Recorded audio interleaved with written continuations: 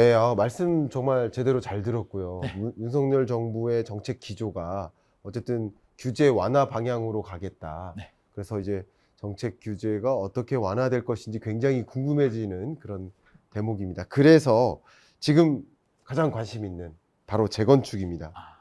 재건축 부담금 합리화 방안 발표했지 않습니까? 먼저 재건축 부담금 제도가 무엇인지 우리 시청자 여러분들께 좀 설명해 주시면 어떨까요? 재건축 부담금은 우리가 쉽게 말하면 네. 이제 재건축 사업을 하면 개발이익이 생깁니다. 그렇죠. 그렇죠. 그러면 정상적으로 집값이 오르는 것보다 네. 옆에 아파트가 있으면 그 아파트가 오르는 것보다 재건축은 더 오르겠죠. 네. 오래된 아파트가 새 아파트가 되니까 더 그렇죠. 오르니까 너 많이 올랐네? 네. 많이 오르니까 주택시장을 교란시키는구나. 많이 올랐는 10에서 50%는 우리가 네. 가지고 갈게 음. 라고 가지고 가는 세금이 재건축 부담금입니다. 그렇습니다. 초과이익 환수인데 네. 조금 더 상세하게 설명드리면 뭐 추진위 단계부터 완공 시점까지 네. 발생한 이익에서 3천만 원 빼고요. 남는 금액에 대해서 10%에서 50% 빼가는데 이번에 야 이게 좀 너무하다. 네. 좀 풀어줄게 라고 해서 이번에 이제 풀어주게 됩니다. 3천만 원을 1억까지 해주고요. 추진위에서 추진위가 이 정도, 추진위에서 완공 시점까지 예를 들어서 15년이 걸리면 안전진단에서 완공 시점까지 12년 정도만 3년 정도 빼주고 예를 들어서 12년 정도 발생한 개발 이익만 부과하겠다. 네. 그리고 오래 가지고 있는 1주택자들, 장기 보유자들도 50% 감면해 주겠다. 이렇게 감면을 해 주는데 저는 해야 되는 정책. 네. 그 재건축 부담금 제도에 대해서 설명해 주셨는데 이 제도가 근데 그동안 왜 유예됐었던 거라고 생각하십니까? 이게 한 번도 부과된 적은 없습니다. 그렇죠. 노무현 정부 때 하다가 유예됐다는 말이 좀 이상하죠. 부담된 적이 아, 없었으니까. 노무현 정부 때 시작을 하다가 또 네. 중단하다가 네. 문재인 정부 때 시작하다가 지금 또 유예 비슷하게 가다가 그렇죠. 본의 아니게 유예를 갔었죠. 예. 통보를 해야 되는데 못합니다. 네. 왜 지자체에서 못했냐면 세금 또 조세 저항이라는 게 있거든요. 그럼요. 낼 수 있는 세금을 부과해야 되는데 네. 자 어느 누구라도 네. 돈을 법니다. 양도세는 낼 수 있어요. 예. 양도세가 이제 팔았을 때 내는 세금인데 시세 차익에 대해서 음. 통장에 돈이 들어오잖아요. 네. 팔아서 돈이 네. 들어오면 낼 수가 있거든요. 네. 재건축 부담금은 팔지도 않았는데 내가 그냥 가지고 지금 재건축 사업을 하고 있고 이제 아파트가 지어졌는데 네. 세금을 내라고 합니다. 팔지도 않았는데 그렇죠. 그것도 몇백만 원도 아니고요. 몇천만 원에서 몇억 원을 돈이 아주 많으신 분들은 충분히 네. 내겠지만 예. 대부분 사람들은 통장에 3억을 가지고 있다가 세금 내는 네. 사람이 어디 있습니까? 그럼요. 못 내는 세금이에요. 그럼요. 못 내는 세금인데 이거의 취지는 그거죠. 세금을 거두겠다는 게 아니라 야 우리가 다 뺏어 가버릴 테니까 많이 가지고 갈 테니까 재건축에 들어오지 마. 그렇죠. 재건축에 네. 들어와서 집값을 자극하지 마라는 네. 신호거든요. 네. 이걸 가지고 가겠다는 의미는 아닙니다. 그렇죠. 그렇기 때문에 지자체들도 부과할 생각이 없는데 법으로 부과는 해야 되고 야 어떻게 해야 돼? 야, 어떻게 좀 해줘봐 라고 하니까 네. 국토부에서도 할 수밖에 없는 상황. 그래서 이번에 네. 대폭 감면을 해줬다는 그렇죠. 거죠. 네. 그래서 어쨌든 결과적으로 유예된 거죠. 네. 어쨌든 빚져가지고 그 집 살고 있는데 그게 전 그렇습니다. 재산 이상인데 맞습니다. 그 집 팔아서 수익 실현할 것도 아닌데 그렇죠. 그 집에 대해서 이 초과이익을 환수하라. 네. 정말 조세 저항이 일어날 수밖에 없지 그냥 못 않나. 내는 네. 세금입니다. 그래서 유예됐었다라고 볼 수 있겠는데 어쨌든 지금 중요한 게 재건축 부담금 합리화 방안 이 나왔습니다. 네.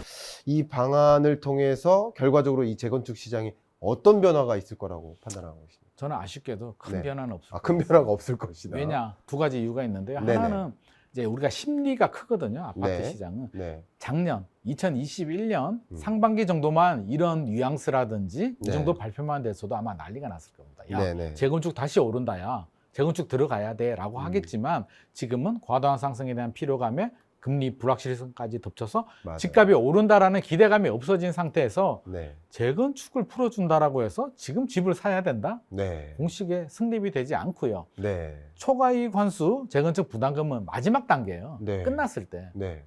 끝나는 단지가 지금 부가 예정 단지가 84개 정도 되는데 나머지 단지들은 차라리 고지서 한번 받아봤으면 좋겠다. 야. 우리 언제 될지도 모르는데 그거 그림의 떡이야. 네. 그렇죠. 안전진단도 통과 못했는데 그러니까. 초과이익 환수 그거 언제 될 줄 알고 우리가 그것 때문에 투자 못해? 네. 그건 아니라는 거죠. 그래서 그렇죠. 시장 자체에 영향을 미치기에도 굉장히 미비하다. 네. 앞으로 풀어줘야 되는 여러 가지 규제들이 많은데 네. 지금 재건축 부담금은 어떤 의미로 이제 봐야 되냐면 물론 국회 통과도 해야 되겠지만 네. 그냥 첫 단추를 끼웠다. 네. 정부에서 규제를 네. 불합리한 규제를 풀기 위해서 네. 스타트 시동을 걸었다 정도로 우리가 이해를 해야지 네. 이걸 가지고 속도를 내서 100km 돌파 왜 빨리 안 해? 이렇게 생각할 필요는 없을 것 같습니다. 아, 제가 사실은 우리 소장님과 이 구체적으로 대화를 나누기 이전에 네. 책만 가지고 생각했을 때는 네. 아, 정책론자다. 네. 그래서 시장을 정책이 이긴다. 이렇게 판단하시는 줄 알았어요. 네. 그래서 저는 어떤 질문을 드리고 싶었었냐면요. 네. 이렇게 수요와 공급은 결국은 이제 정책이 결정한다. 뭐 이런 문장도 있고요, 책에. 네, 네, 네. 그래서 정책이 아닌 시장이 결정하는 거 아닌가. 어떤 정책을 가동해도 시장이 그러하면 그렇게 가는 것이고, 또 시장이 뭐 금리를 비롯한 다른 여건이 안 좋은 방향으로 움직이면 어떤 정책을 가동해도 그 시장을 이길 수 없다고 보는, 저는 이제 그 가격은 시장에 의해 결정되는 것이고 가격을 정책이 좌지우지하면 안 된다라고까지 생각하는 생각을 그렇게 맞습니다. 갖고 있습니다. 네, 네. 그래서 이 책인사의 공통 질문 시간이에요. 네. 날카로운 질문 시간입니다. 네네. 그래서 우리 소장님을 지금은 굉장히 자신 있게 말씀 잘해 주셨는데 땀 좀 흘리셨으면 좋겠다 하는 마음으로 질문을 드리는 겁니다. 네. 자, 그래서 수요와 공급은 어쨌든 정책이 결정한다. 이 가격은 정책이 그래서 정책을 잘 봐야 된다라고 말씀을 해 오셨었는데 그 말씀에 대해서 저는 반론의 의견을 드리는 겁니다. 어떻게 생각하십니까?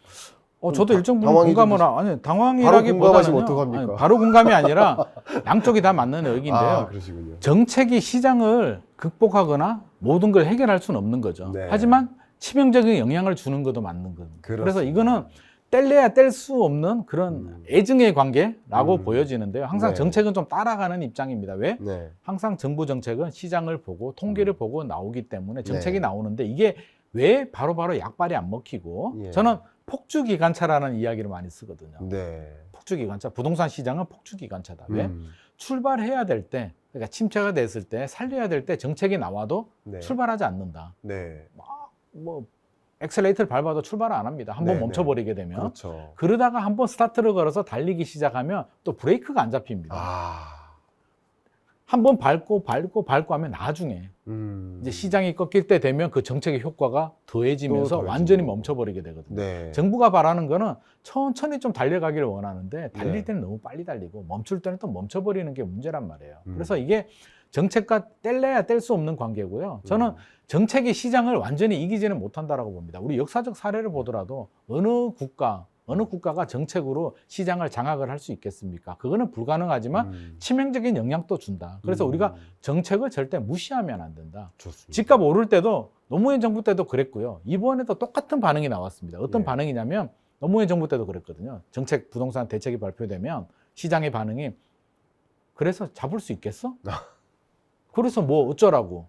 우리는 신경 안 써 라는 네. 반응이었고요. 예. 2018년, 19년, 20년 이렇게 오를 때도 문재인 정부가 26번 이상 대책을 발표할 때에도 콧방귀 꼈죠. 네. 아유, 그거 뭐 집값 오르는 게 더 많은데. 하지만 집값 상승폭이 꺾이게 된다면 그 정책의 무게는 굉장히 무겁습니다. 지금 또 만약에 윤석열 정부에서 풀어준다라고 하지만 제대로 안 풀고 있잖아요. 네. 시장에서 풀어달라고 아우성을 치는 게 그 정책의 무게 때문에 그렇거든요. 그렇군요. 여기서 시간이 더 지나고 빨리 안 풀어주게 된다면 하락 속도는 더 가팔라지겠죠. 그래서 이 정책은 저는 항상 예의주시해야 된다. 저는 그런 말씀 드려요. 물론 정책이 시장을 이길 수도 없지만 네. 시장이 정책에 맞서지는 마라. 네. 칼자루를 쥐고 있는 정부가 만들어내는 정책에 절대 맞서지는 마라. 그래서 저는 좀 따라가야 된다고 봅니다. 네. 정부가 물론 바로 야 사지 마라고 하면 나는 안 살게.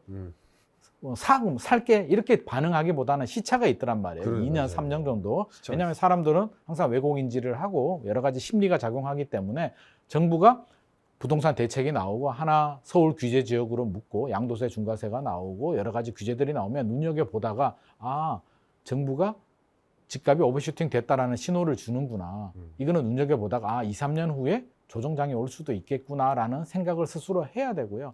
반대로 하락일 때도 규제를 풀어줄 때 풀어줬으니까 바로 사야지가 아니라 네. 하나 풀어주고 2개 풀어주고 3개 풀어줬을 때 신호를 보면서 바닥이 가까워졌구나. 서울이 규제 지역이 풀렸네. 네. 서울이 투기 과열지구 조정 대상 지역이 풀렸구나.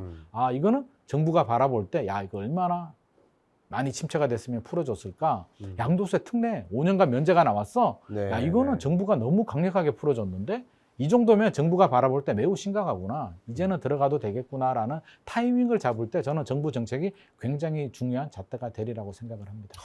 그러니까 결국은 시장도 봐야 되고 그럼요. 정책도 봐야 되고 그렇죠. 둘 다 무시할 수 없는 그럼요. 굉장히 중요한 변수다라는 맞습니다. 말씀 주셨고 이 날카로운 질문을 완전히 무디게 만들어 주시는 엄청난 설명이셨고 저도 상당 부분 동의합니다. 결국 시장이 어떤 흐름인지를 판단하고 정책이 일시적이든 혹은 중장기적이든 좀 시간적인 격차를 두고 영향이 그렇죠. 미쳐질 수 있으니까 두 가지를 고루 봐야 된다라는 말씀 저도 잘 이해했습니다.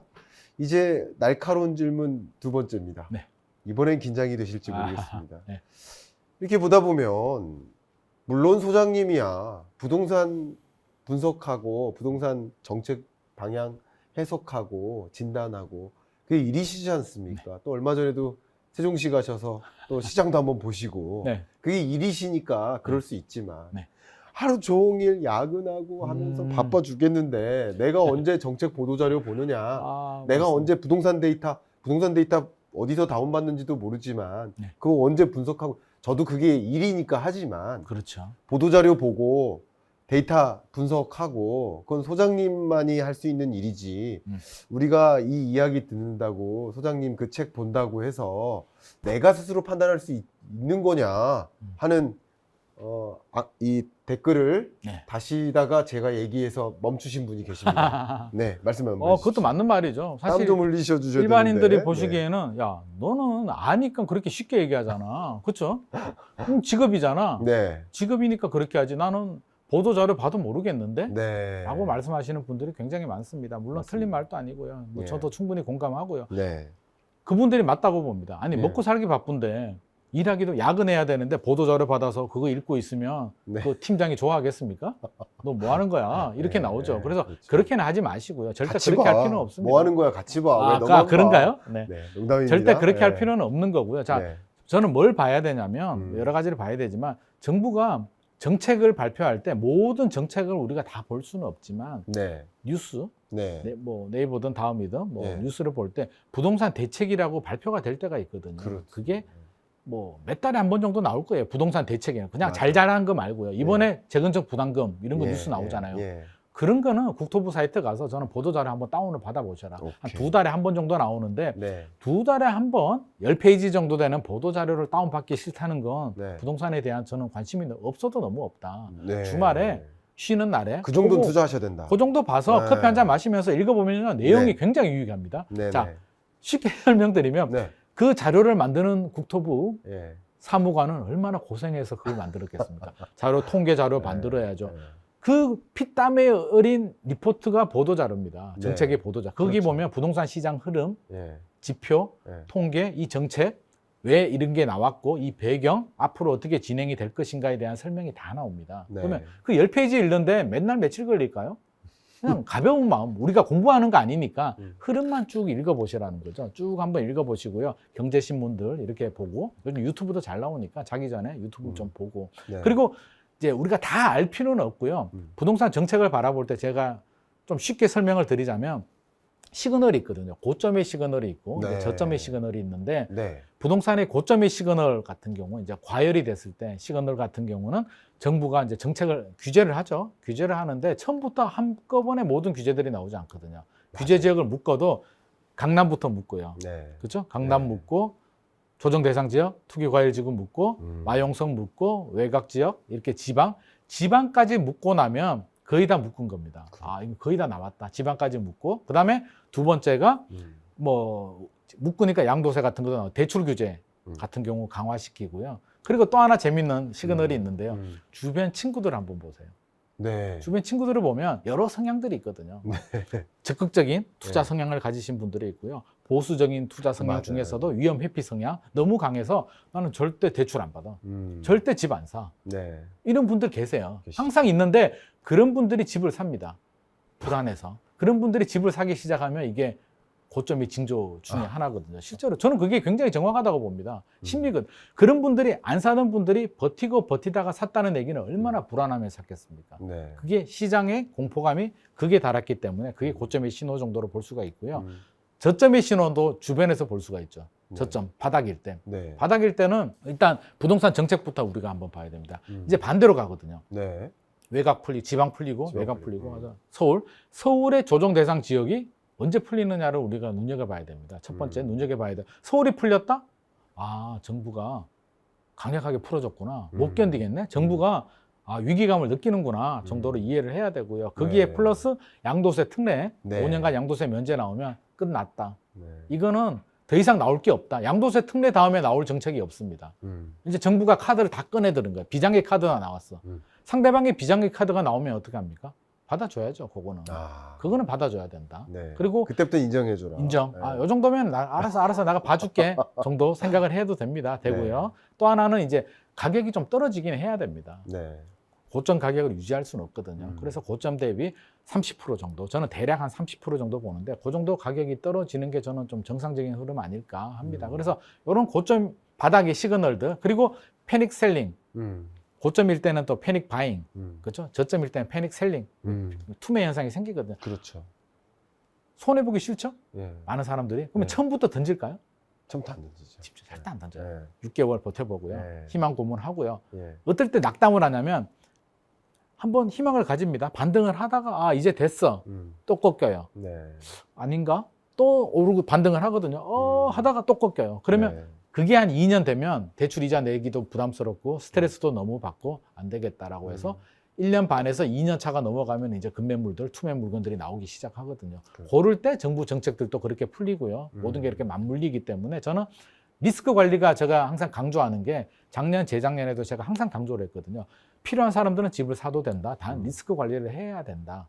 리스크 관리가 뭐냐면 혹시라도 위기가 왔을 때, 침체장이 왔을 때 3년 정도 대출 이자가 2배 정도 올라갈 수가 있다. 그 2배 이자를 내면서 3년을 버틸 수 있는 자금력과 멘탈은 준비를 하고 내 집 마련을 하라. 그런 상황이 안 오면 좋겠지만 만약에 온다면 저는 그게 리스크 관리라고 보거든요. 6개월이 아닙니다. 그래서 제가 앞서서도 긴 호흡이 필요하다라고 한 게 물론 그게 짧아질 수도 있겠지만 그 정도는 생각하고 우리가 들어가야지. 네. 나 6개월까지 버틸 수 있고 나 6개월 지나면 나 못 버텨. 디폴트야. 라고 한다면 리스크에 굉장히 취약한 거죠. 그렇네요.